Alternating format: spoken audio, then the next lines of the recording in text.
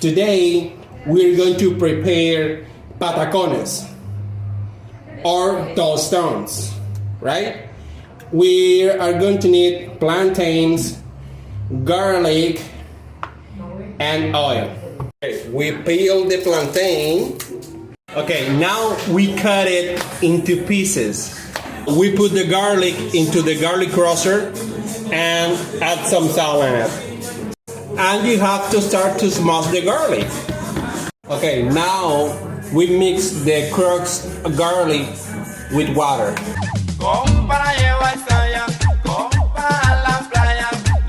You have to heat the oil. And now we fry the pieces of banana. You need to get a plantain smasher. In this case, I made my own. So you put the plantain just like this and just smash it.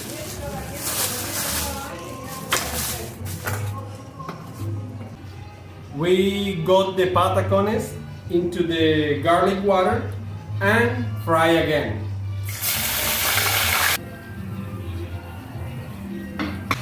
And this is the final results.